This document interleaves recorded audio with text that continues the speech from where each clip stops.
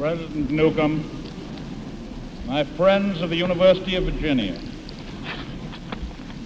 I noticed by the program that I am asked to address the classes of 1940.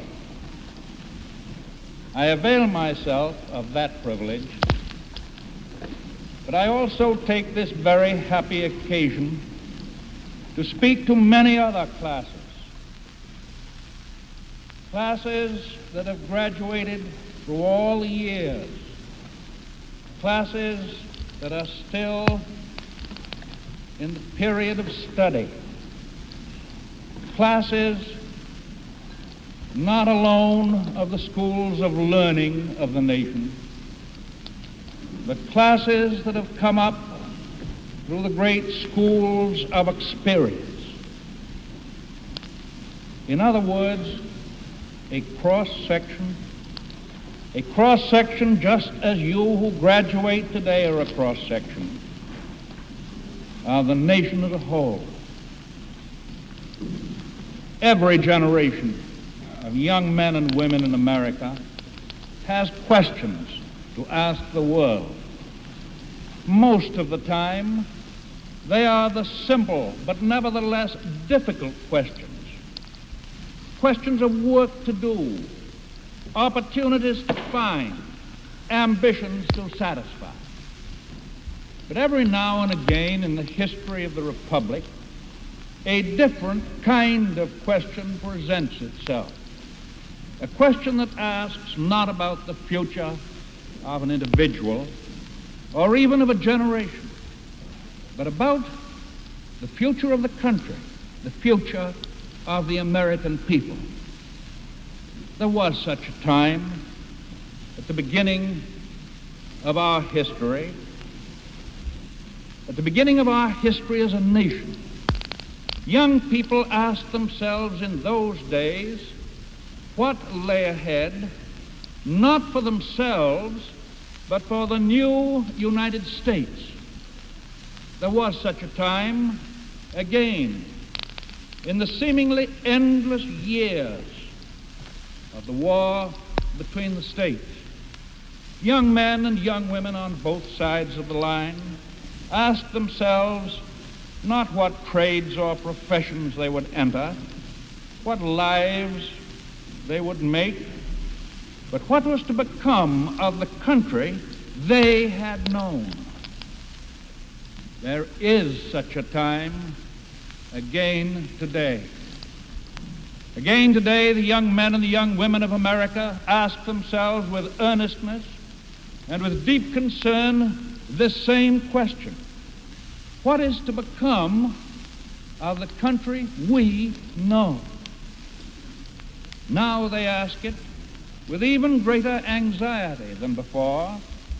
They ask not only what the future holds for this republic, but what the future holds for all peoples and all nations that have been living under democratic forms of government, under the free institutions of a free people.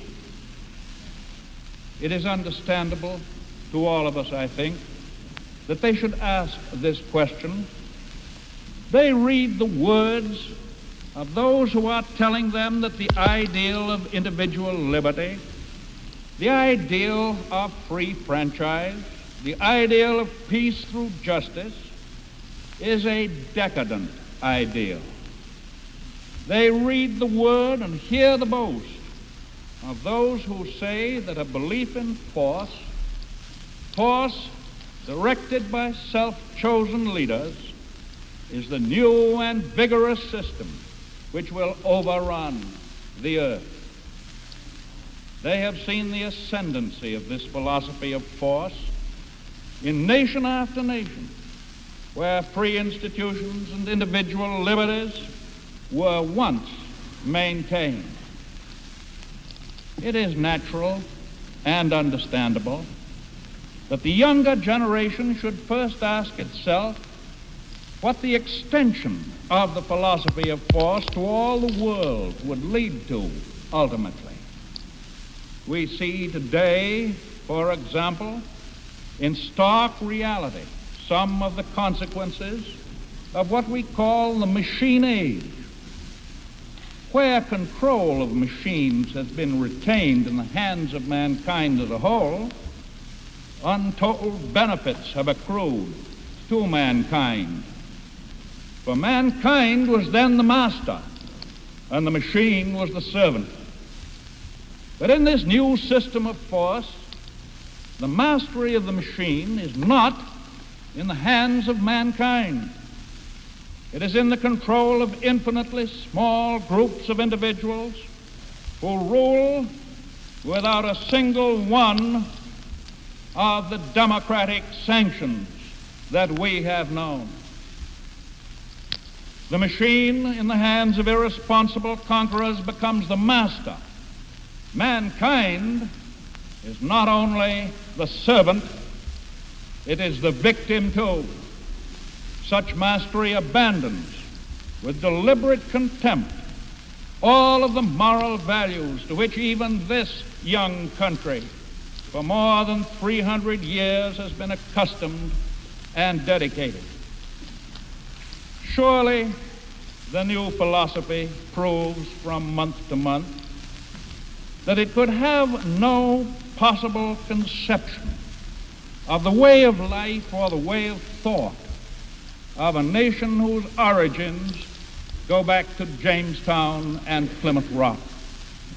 And conversely, neither those who spring from that ancient stock, nor those who have come hither in later years, can be indifferent to the destruction of freedom in their ancestral lands across the sea.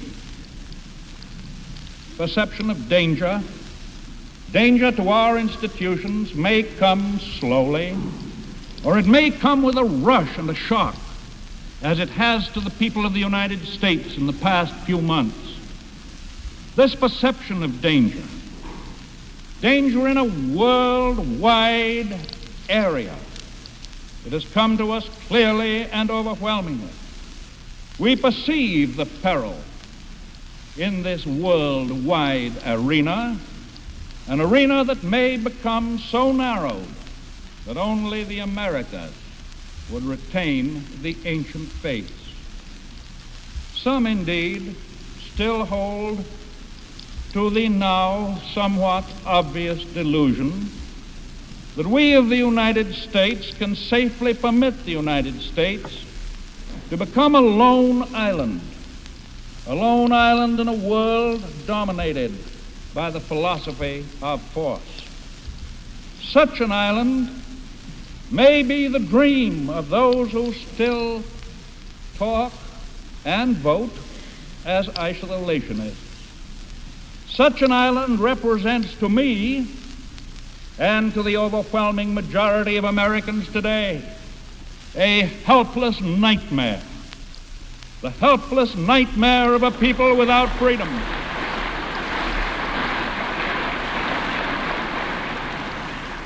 Yes, the nightmare of a people lodged in prison, handcuffed, hungry, and fed through the bars from day to day by the contemptuous, unpitying masters of other continents. It is natural also that we should ask ourselves how now we can prevent the building of that prison and the placing of ourselves in the midst of it. Let us not hesitate, all of us, to proclaim certain truths. Overwhelmingly, we as a nation, and this applies to all the other American nations, we are convinced that military and naval victory for the gods of force and hate would endanger the institutions of democracy in the Western world, and that equally, therefore, the whole of our sympathies lie with those nations that are giving their lifeblood in combat against those forces.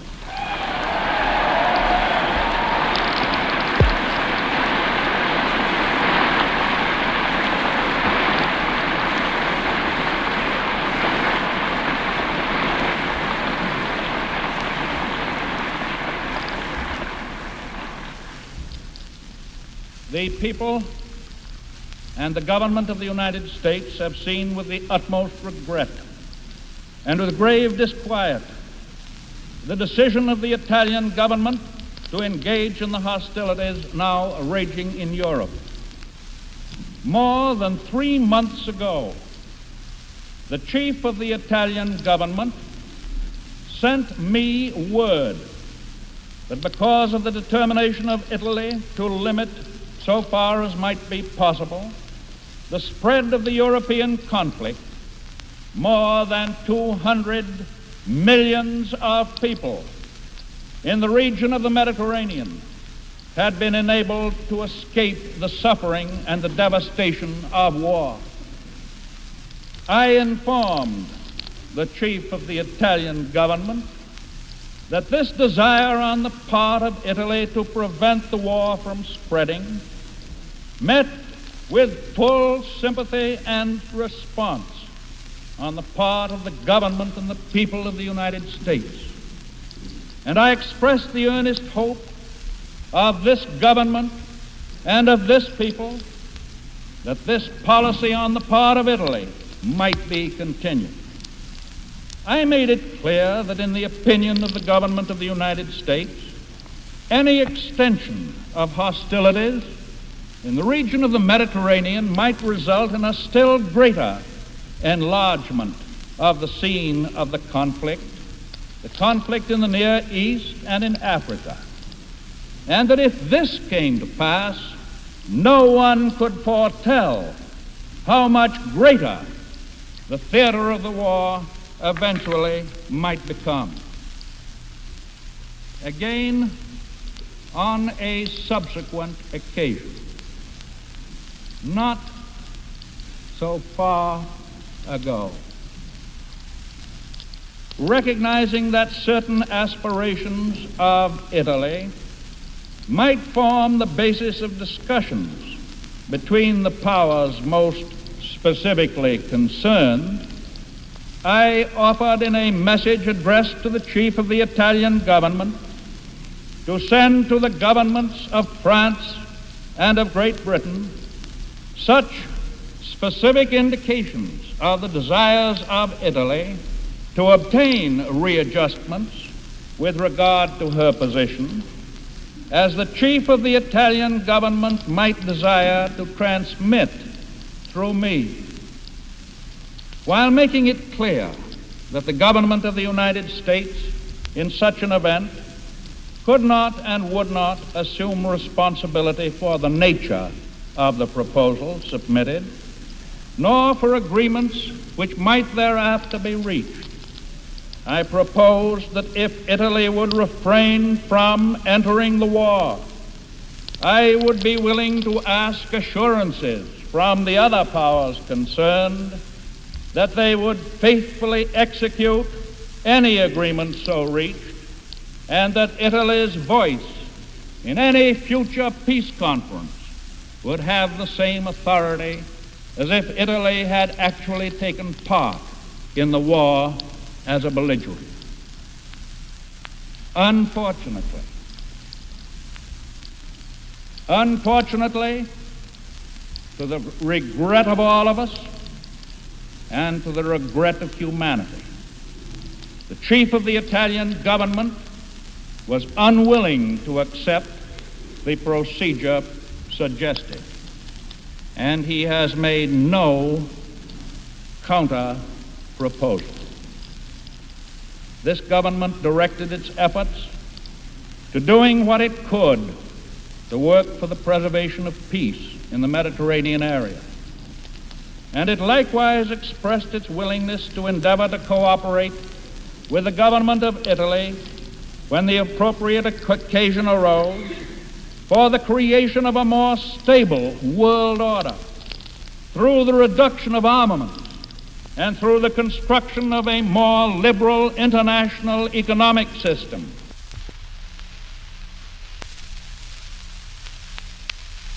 which would assure to all powers equality of opportunity in the world's markets and in the securing of raw materials on equal terms. I have likewise, of course, felt it necessary in my communications to Signor Mussolini to express the concern of the government of the United States because of the fact that any extension of the war in the region of the Mediterranean would inevitably result in great prejudice to the ways of life and government and to the trade and commerce of all the American republics. The government of Italy has now chosen to preserve what it terms its freedom of action and to fulfill what it states are its promises to Germany.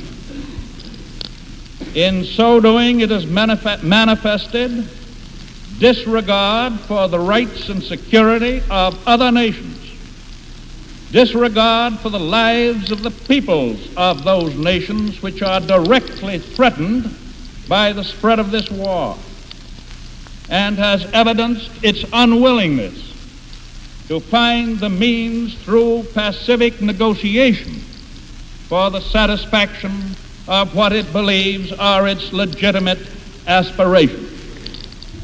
On this 10th day of June 1940, the hand that held the dagger has struck it into the back of its neighbor.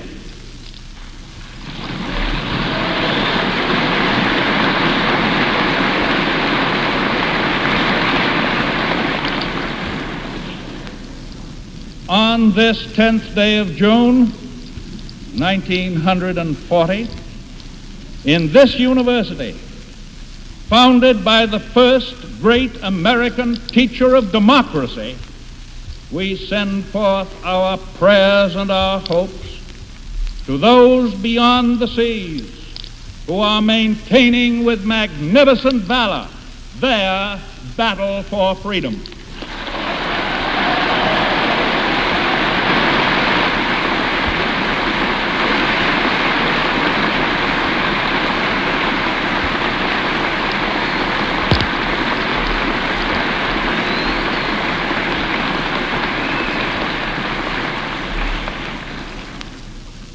In our unity, in our American unity, we will pursue two obvious and simultaneous courses. We will extend to the opponents of force the material resources of this nation.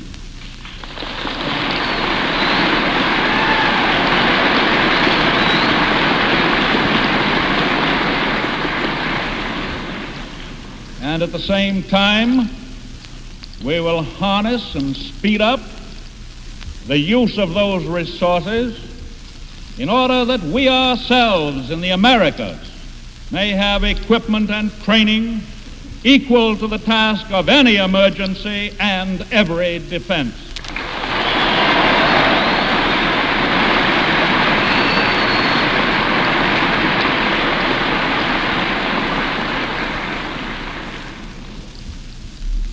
All roads leading to the accomplishment of these objectives must be kept clear of obstructions. We will not slow down or detour. Signs and signals call for speed, full speed ahead.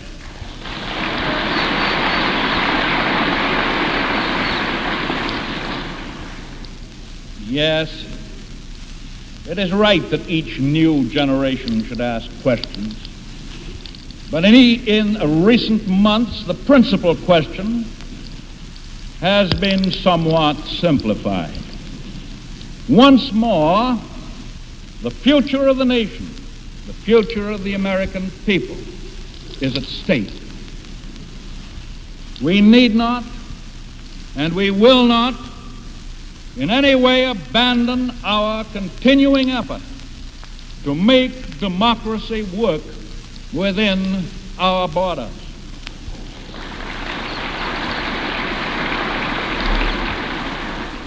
Yes, we still insist on the new need for vast improvements in our own social and economic life.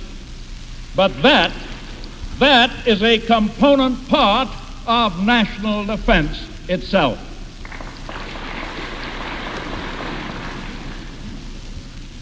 The program unfolds swiftly. And into that program will fit the responsibility and the opportunity of every man and woman in the land to preserve our heritage in days of peril.